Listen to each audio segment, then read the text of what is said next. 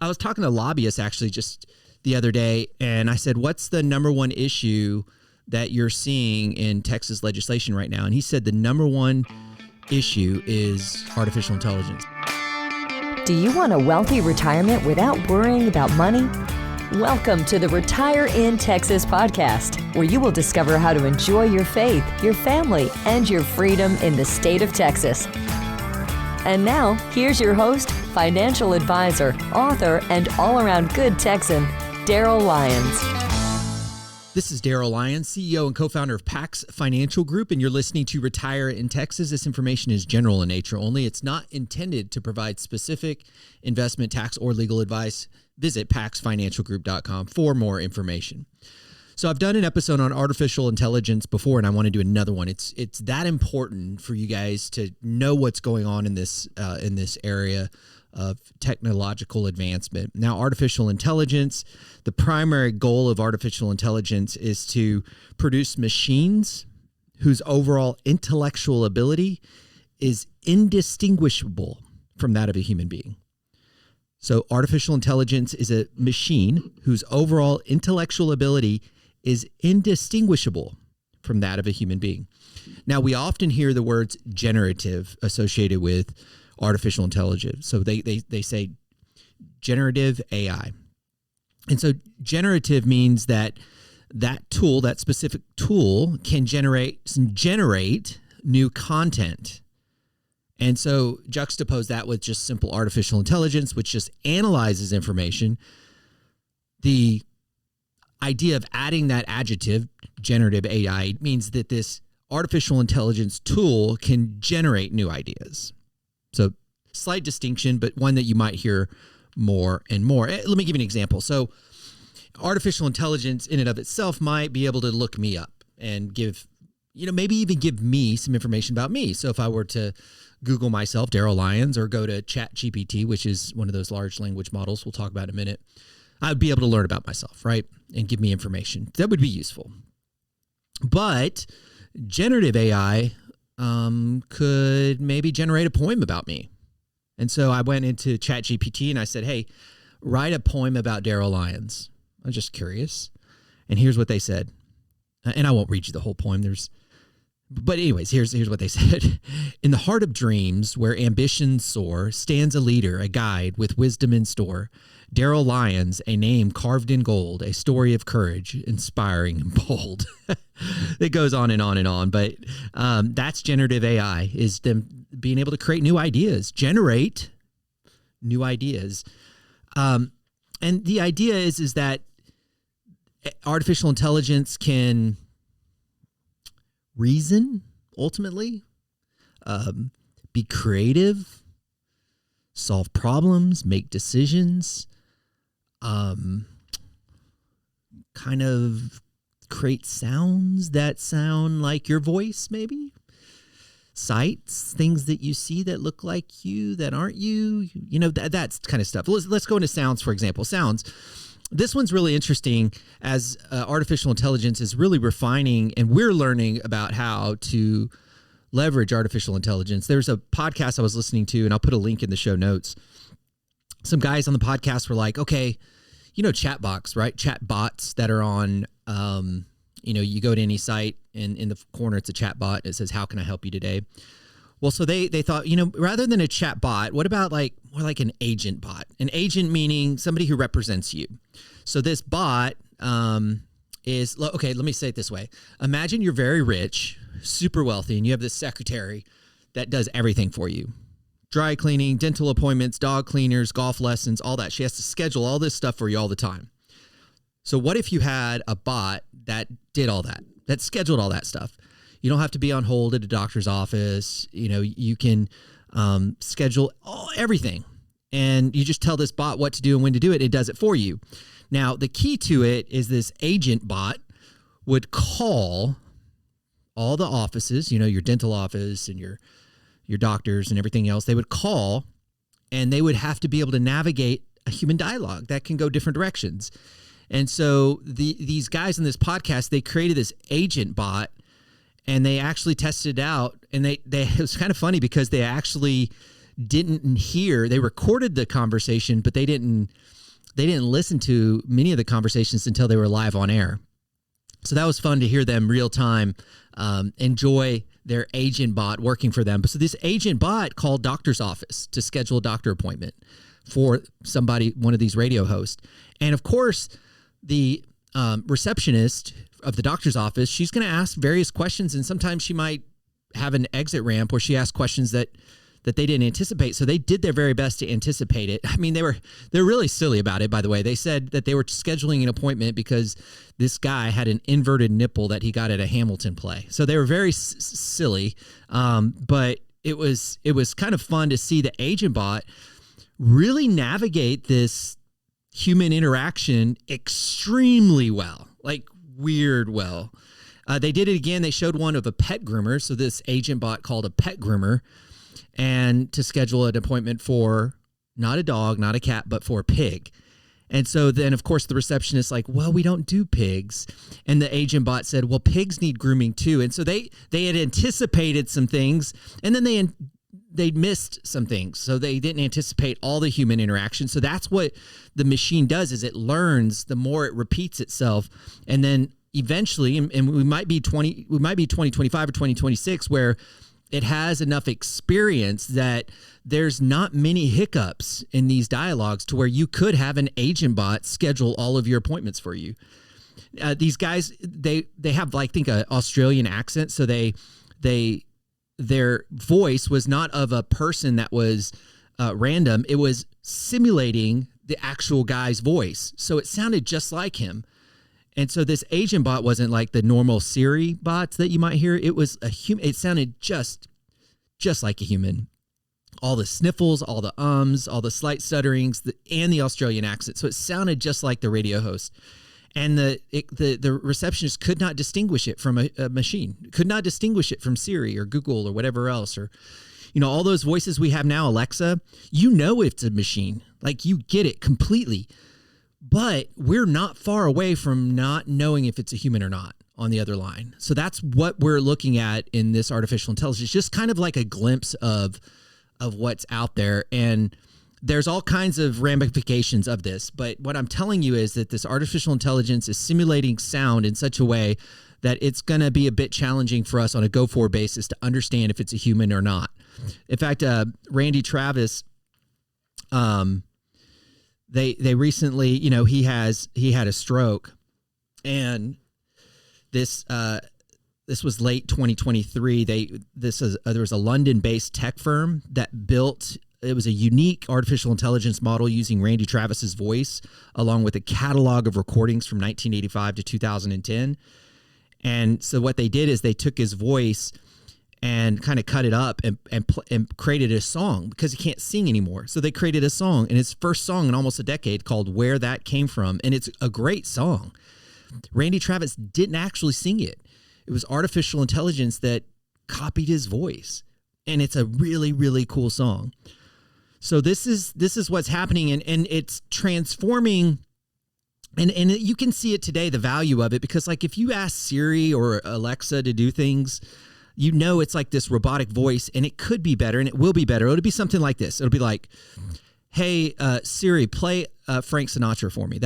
I like Frank Sinatra, so especially during Christmas time, play Frank Sinatra music. So this would be something that you might ask Siri or Alexa. Or I use the Google one that I like. So I say, hey, Google, play Frank Sinatra Christmas. And they'll respond, now playing Frank Sinatra on Pandora. But in the future, it'll say something like this.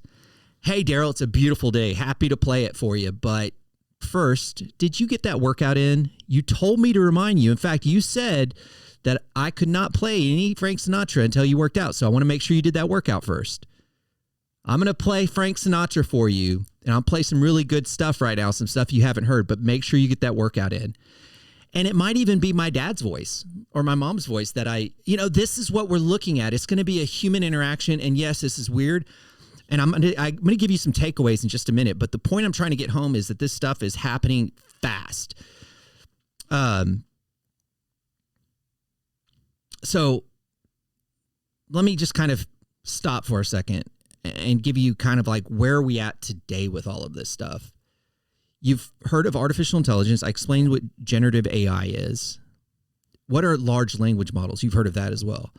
These are typically their way to describe the various platforms that support artificial intelligence, like ChatGPT is an example. So we know artificial intelligence exists, but what's the adoption rate? Right now, businesses are utilizing artificial intelligence. PAX is an example of that. We have note takers now that are incredible artificial intelligence note taker, very secure. We have, give us a copy of your tax return. We have artificial intelligence for that. We have artificial intelligence to examine portfolios to tell us where the flaws are. Businesses are utilizing it. We're utilizing it. It's amazing. It's efficiency, accuracy, all of that. It's still not mainstream in most businesses today. So let's be real. Many, many businesses, especially small businesses, have yet to adopt artificial intelligence. And large businesses are being very aggressive in the adoption because they want to be a leader in the space. But still, we haven't really, I don't know what you might call the inflection point of mass adoption in the business space. But what about the mainstream consumer? Let's talk about maybe Gen X or the baby boomers. It's still not anything that they understand it. And you may be in this camp and like, I get it, but I don't know how to, like, I don't know what I'd use it for. And so you think about these examples of like Meta and Ray-Ban creating these glasses and they're, selling it to all of us and saying, hey, this is a great thing. But you're like, okay, so you're telling me I put on these glasses, I go down to H-E-B aisle and I say, hey, find me the ingredients to make a good Italian dinner. And it just walks you along the aisle and tells you what to buy. You're like, whatever, I'd rather just do it on my own. Like, I don't really want to mess with that technology. What if the battery dies or, what if you don't have a good internet connection? All that nonsense. No, I just want to keep it simple. So there's this huge disconnect where the technology's out there telling you that, hey, we've got this artificial intelligence, Mr. Baby Boomer, Mrs. Baby Boomer, that we're going to make your life better. But you're like, not really. I don't want to pay for that. It's slow. It has failures. And that's where we're at. So the consumer is yet to adopt it. Now, what's interesting is that there is a next generation, as you would imagine, somebody, generation that's more open to this stuff, just like every generation. If you go on these forums, they're like Facebook and Instagram, but for, kind of innovative minds like Reddit and Discord, you're going to see a lot of artificial intelligence applications. There's even one right now, and it's horrible, but it looks at your face and gives you a scale 1 to 10 if you're good looking, and then it tells you what you need to do to improve your looks. So there's stuff like that. That's kind of like, okay, that's kind of crazy. These dating sites have these features. So there's more accepting as you would expect from a younger generation.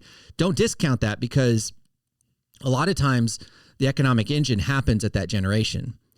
And so I really want you to make sure that you're understanding the scope of this. And I was talking to lobbyists actually just the other day, and I said, okay, we weren't talking about artificial intelligence. We were actually talking about border and security and fentanyl and tariffs. And I said, what's the number one issue that you're seeing in Texas legislation right now? And he said the number one issue is artificial intelligence, how we navigate artificial intelligence going forward. And I didn't expect that, but it makes sense. This is a huge issue. And as an example of how this could get out of control, it's called deep fake, where people take a picture of you and then make you naked and then distribute it everywhere. And it happens on college campuses. And so it happens, in a lot of different places. And so, Texas legislation is saying, and federal government's actually saying, states, I need you to create laws on this stuff. There may be federal legislation, but some states are making that, it's illegal. It's a federal offense if you do something like that. If you fake somebody's body and then distribute it in any sexual explicit way, then, that's a federal offense. So the states are very interested in artificial intelligence, and that's why I'm trying to convince you should as well. This will change. Another reason the states are interested is because this could change the employment landscape. I mentioned chatbots earlier. Now, I was on the phone with a university. I won't say what university, and I was on the phone for 45 minutes. Finally got somebody, and it might have been an intern. It might have been a work study program. It could have been a real live paid employee, but they were horrible. They didn't want to talk. They were the monotonous. They were just trying to get off the phone. In that situation, I would have rather had artificial intelligence. I would have rather got on the phone rather than wait. I would have rather got on the line 5 minutes and spoke to an AI bot than that person.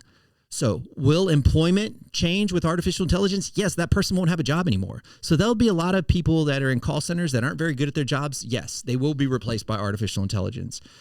But if you are able to solve problems, if you're creative, if you have fine-tuned your communication skills, if you have good judgment, then you'll still be needed. But yes, there will be a change in the employment landscape. So I'm setting a stage for just 3 things I want to share with you. And now I'm at the end of the program, but these are the 3 things I want to share with you. 1, I just want you to start getting a little bit smart about the security of artificial intelligence.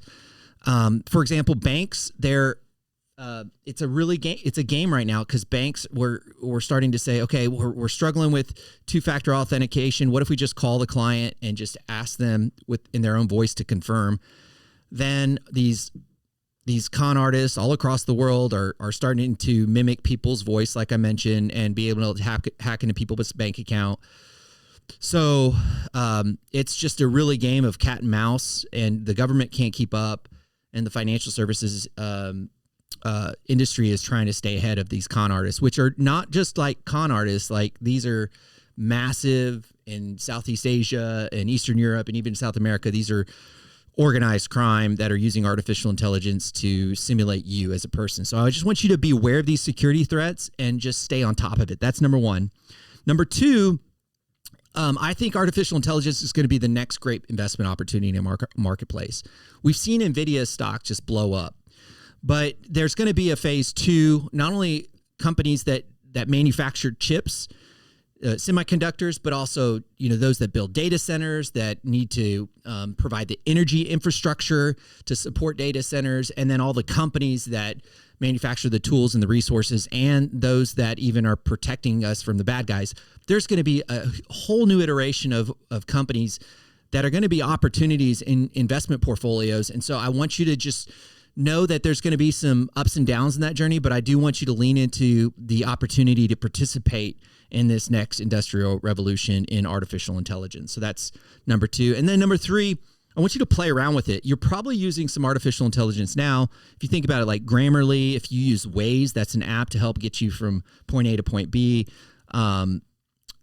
ChatGPT, you should probably start messing around with that a little bit. They have a paid version that has a little bit more enhanced privacy. It's $20 a month, but just start playing around with it. It's a really cool tool. I don't want you to be ignorant in this space of artificial intelligence. I want you to start being comfortable with it a little bit more.